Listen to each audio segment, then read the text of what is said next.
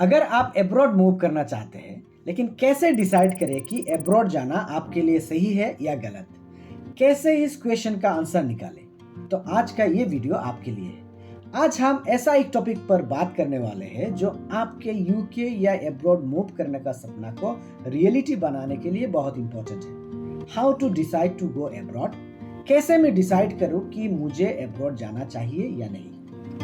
आप सोच रहे होंगे कि ये तो एक जनरल टॉपिक है, so why should I watch this video. देखिए, ये एक बहुत कॉमन प्रॉब्लम है और हम में से बहुत लोग इस कंफ्यूजन में रहते हैं हमेशा। हम डिसाइड नहीं कर पाते कि as per my present condition मुझे क्या करना चाहिए।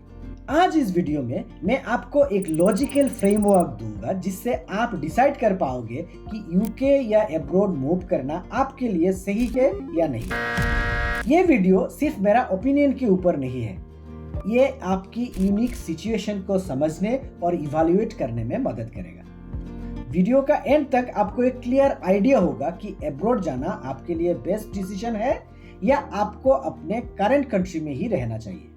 हेलो माय डियर फ्रेंड्स, मैं हूं पार्थ ज्योति और आप देख रहे हैं आपका ही अपना चैनल, जहां मैं बात करता हूं वो सब तरीका जो फॉलो करके मैं यूके आया और अभी मेरा फैमिली के साथ लंदन में रहता हूं। जिंदगी में जो चीजें मैंने एक दिन सपना दिखा करता था, वो सपना पूरा हो रहा है एक एक करके। तो चलिए शुरू करते हैं आज का ये वीडियो। अगर आप इस चैनल पे नए हैं तो प्लीज सब्सक्राइब करके रखिएगा, इससे मुझे इंस्पिरेशन मिलेगा to provide you more valuable contents. Thank you very much. किसी भी बड़े डिसीजन लेने से पहले आपको उसका रीजन समझना बहुत जरूरी है। सपोज आप दिन रात मेहनत कर रहे हो ताकि एक दिन आपकी लाइफ बहुत अच्छी हो जाए और आप सोचते हो कि अब्रॉड जाने से सब प्रॉब्लम सॉल्व हो जाएंगे। मींस आपको आपका व्हाट का आंसर पता है। What do I want? आपका आंसर हो सकता है I want to go abroad like UK. But क्या आपने एक बार भी आपका व्हाई का आंसर ढूंढने की कोशिश की है? Why do you want that? आपका व्हाई क्या है? आप खुद से पूछे, मैं क्यों अब्रॉड मूव करना चाहता हूं? क्या मैं यहाँ खुश नहीं हूं? क्या ये एक बेटर करियर के लिए है? क्या ज्यादा सैलरी के लिए है? क्या वो कंट्री हमारे कंट्री से बेहतर है? क्या हम बेटर वर्क लाइफ बैलेंस चाहते हैं? क्या अपने बच्चों के एजुकेशन के लिए जाना चाहते हैं? क्या हम एक नया कल्चर एक्सपीरियंस करना चाहते हैं या एक सेफर कंट्री में रहना चाहते हैं? क्या हम अपनी फैमिली रेस्पॉन्सिबिलिटीज अच्छे से पूरा नहीं कर पा रहा हो या क्या हमारे ऊपर एक बहुत बड़ा रिस्पॉन्सिबिलिटी है जो हम अपने कंट्री में रहकर वो पूरा नहीं कर सकते? क्या एनआरआई स्टेटस लगाने का ड्रीम है? क्या एनआरआई स्टेटस लगाने से मेरा सब प्रॉब्लम सॉल्व हो जाएंगे या और कोई पर्सनल रीजन? क्या है आपका वो why? The word why is very important to make decision. सबका व्हाई अलग हो सकता है और इसका कोई राइट या रॉन्ग आंसर नहीं होता, लेकिन अपने एग्जैक्ट रीजन को समझना जरूरी है क्योंकि ये आपको इवैल्यूएट करने में मदद करेगा कि यूके या कोई और कंट्री आपकी एक्सपेक्टेशंस मीट करते हैं या नहीं। एग्जांपल के लिए, अगर टारगेट कंट्री यूके है और आपका गोल ज्यादा पैसा कमाना है तो यूके का हाई कॉस्ट ऑफ लिविंग को ध्यान में रखते हुए पोटेंशियल सेविंग्स कैलकुलेट करना बहुत जरूरी होगा। अगर आप एक रेडियोग्राफर या हेल्थ केयर प्रोफेशनल होकर आते हैं तो अर्निंग्स ऑब्वियसली अच्छी हो सकती है, लेकिन एक्सपेंसेस भी ज्यादा होंगे। आपको देखना होगा कि सेविंग्स कितनी होगी और कितना टाइम लगेगा टारगेट अमाउंट सेव करने में। अगर आप सिर्फ पैसा सेव करने के लिए अब्रॉड जा रहे हो और सिमिलर सेविंग्स आप इंडिया में भी कर सकते हो तो फिर डिसीजन दोबारा सोचिए। और एक एग्जांपल लेते हैं कि आप सिंगल चाइल्ड हो अपने फैमिली में और हम इंडियन लोग पेरेंट्स के रेस्पॉन्सिबिलिटीज लेने से दूर नहीं भागते, यानी कि आपको अपना पेरेंट्स का भी ख्याल रखना पड़ेगा। When they are not well, they need your support। उन लोगों ने पूरा लाइफ कॉम्प्रोमाइज की है आपका लाइफ बनाने के लिए। अब उनको अपना सहारा चाहिए, तो किस टाइप का सहारा आप उनको दे पाएंगे या देना चाहिए, वो भी आपको इवैल्यूएट करना पड़ेगा। So, to find out the answer of your why is very important. If you know the answer of your why, you will promote to the next step. How to do that? Then your vision and goals will be clear. हम अक्सर दूसरों का copy कर लेते हैं without thinking our present condition. Parth UK चला गया है, मुझको भी जाना है। रिपन ने नया आईफोन खरीदा है, मुझको भी खरीदना है, चाहे वो क्रेडिट कार्ड या किसी से लोन लेके ही क्यों ना हो। ऐसे कंपैरिजन से बचना चाहिए। किसी भी डिसीजन लेने से पहले अपने लाइफ का ऑनेस्ट इवैल्यूएशन कीजिए सीरियसली, क्योंकि हम अभी एनफ मैच्योर हैं और लाइफ को लेकर सीरियस अभी नहीं होंगे तो बाद में बहुत प्रॉब्लम फेस करना पड़ सकता है। फाइंड आउट कीजिए आपकी सिचुएशन क्या है एट द मोमेंट, खराब है या बहुत खराब है, अच्छी है या बहुत अच्छी है। फाइंड आउट कीजिए योर करंट पोजीशन। आपकी पोजीशन आपसे बेहतर कोई नहीं जानता है, इसलिए खुद को कुछ ऐसे सवाल पूछ सकते हैं। आप अभी कहाँ रह रहे हैं? आपका स्टैंडर्ड ऑफ लिविंग कैसा है? कंफर्टेबल है, स्ट्रगलिंग है या स्टैग्नेंट फील हो रहा है? आप हर महीना कितना सेव करते हो? क्या आप अपनी प्रेजेंट अर्निंग से इन्वेस्ट कर पा रहे हो फॉर योर फ्यूचर? क्या आपके पास एक इमरजेंसी फंड है? क्या आपके पास हेल्थ इंश्योरेंस है? क्या आपके पास ऑल्टरनेटिव अर्निंग्स ऑप्शंस है? एग्जाम्पल के लिए, अगर आप इंडिया जैसे एक कंट्री में हैं जहां house hold help affordable and accessible है और आप एक कंफर्टेबल लाइफ जी रहे हैं, अब्रॉड मूव करने का मतलब होगा ये कन्वीनियंस लूज करना, क्योंकि अब्रॉड में लाइफ कंफर्टेबल नहीं है।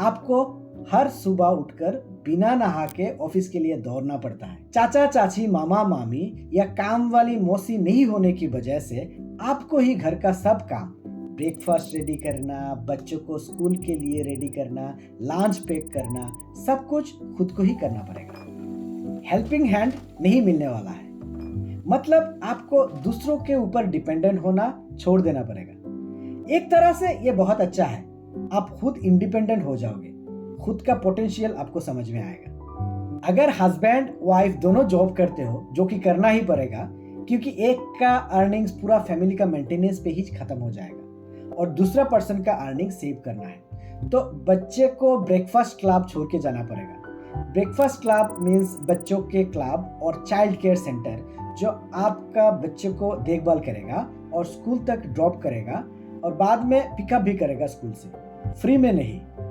हमको प्रत्युषा के लिए per day around 35 to 40 pound यानी कि 3,500 से 4,000 देना पड़ता है पर डे, इंडियन मनी के हिसाब से। अब आप ही कैलकुलेट करके देख लीजिए महीने में कितना आता है, मतलब बहुत महंगा। लेकिन अगर आपको अपना करियर में ग्रोथ नहीं मिल रहा है और बेटर अपॉर्चुनिटीज चाहिए तो यूके या अदर कंट्रीज मूव करना एक लॉजिकल स्टेप हो सकता है। यहाँ पे करियर बहुत फास्ट डेवलप होता है अगर आप चाहते हैं तो।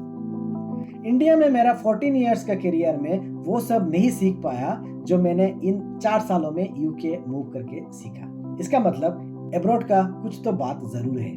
बिफोर यू डिसाइड, रिसर्च करें जॉब मार्केट और demand for your profession, videographer, health care etcetera. Salary ranges क्या है एंड कॉस्ट ऑफ लिविंग कैसा है, like rent, bill, child care, transportation etcetera. Visa requirements क्या है, जॉब स्पॉन्सरशिप मिलता है कि नहीं, वो सब चेक कीजिए। Health care, schooling, safety, community support वो कैसा है वो भी चेक कीजिए। वर्क कल्चर कैसा है, शिफ्ट पैटर्न कैसा है, वो भी आपको देखना पड़ेगा। एनी क्रेडेंशियल और रजिस्ट्रेशन रिक्वायर्ड है या नहीं वो भी चेक कर लीजिएगा। जैसे कि यूके में आप रेडियोग्राफर या हेल्थ केयर प्रोफेशन में काम करने के लिए आएंगे तो आपको एसीपीसी चाहिए ही होगा। ओके, अगर आप वर्क लाइफ बैलेंस के लिए अब्रॉड मूव करना चाहते हैं तो उस कंट्री का स्पेसिफिक इंडस्ट्री का रिसर्च करना जरूरी है। अगर आपका टारगेट कंट्री है यूके तो यहाँ पे रेडियोग्राफर या हेल्थ केयर प्रोफेशन एक अच्छा ऑप्शन हो सकता है। यूके में आने का एडवांटेज एंड डिसएडवांटेज को लेके मेरा और एक वीडियो जल्द ही आने वाला है, वो मिस मत कीजिएगा। हो सके तो नोटिफिकेशन के लिए मेरा ये चैनल अभी सब्सक्राइब करके बेल आइकन को प्रेस करके रख सकते हैं। शायद आप बोर फील कर रहे हैं, लेकिन मैं जो कह रहा हूँ वो आपका लाइफ का बहुत बड़ा डिसीजन लेने में हेल्प करेगा। ये कोई डिस्ट्रिक्ट या स्टेट बदलने का बात नहीं है, ये कंट्री छोड़ने का बात है, डिसीजन लेने का टाइम है। आई बिलीव कि अभी तक आप अपने रीजंस और सर्कमस्टेंसेस इवैल्यूएट कर चुके हैं, तो एक डिसीजन फ्रेमवर्क बनाइए। अपने प्रायोरिटीज लिखे, जैसे कि education, savings, family life, work life balance etcetera. Next, priorities को रैंक करें बेस्ड ऑन इंपॉर्टेंस। देन उस कंट्री और अपने कंट्री का एक कंपैरिजन करें हर एक एरिया में, और फाइनली डिसाइड करें क्या एक्सेप्टेबल है और क्या एक्सेप्टेबल नहीं है। एग्जाम्पल के लिए, अगर यूके मूव करने से एजुकेशन और वर्क लाइफ बैलेंस बेटर होते हैं लेकिन हाउस होल्ड की कन्वीनियंस लूज होती है, तो आपको यह डिसाइड करना होगा कि आपके लिए कौन सा सही होगा। आप डिसीजन सही से ले पाए, इसलिए मैंने आपके लिए एक सेल्फ असेसमेंट चेकलिस्ट बनाया है। नीचे डिस्क्रिप्शन में लिंक दिया हुआ है, डाउनलोड करके ट्राई कर सकते हैं। रविंद्रनाथ टैगोर का एक फेमस बंगाली पोएम है मोह, जो उन्होंने लिखे थे इन द ईयर 1899, जो कुछ इस तरह है। नदीर एपार कहे छाड़िया निश्वास, अपारेते सर्वसुख आमार विश्वास। नदीर अपार बसी दीर्घश्वास छाड़े, कहे जहा किछु सुख सकली ओपारे। हिंदी में इस पोएम का मीनिंग है, नदी के किनारे का व्यक्ति आह भरकर सोचता है कि सारी खुशियां उस पार है, उसी तरह नदी के उस पार बैठा व्यक्ति भी आह भरकर सोचता है कि सारी खुशियां इस पार है। इसका मेन समरी यह है कि असल में कोई भी पूरी तरह से सुखी नहीं होता और इंसान हमेशा अपनी सिचुएशन को दुखी और दूसरों की सिचुएशन को सुखी समझता है। माय डियर फ्रेंड्स, अल्टीमेटली ये डिसीजन बिल्कुल पर्सनल है। क्या अब्रॉड मूव करना सही होगा, ये कंप्लीटली आपकी यूनिक सिचुएशन, गोल्स और प्रायोरिटीज पर डिपेंड करता है, ना कि वो व्यक्ति को कॉपी करे जो अब्रॉड ऑलरेडी है।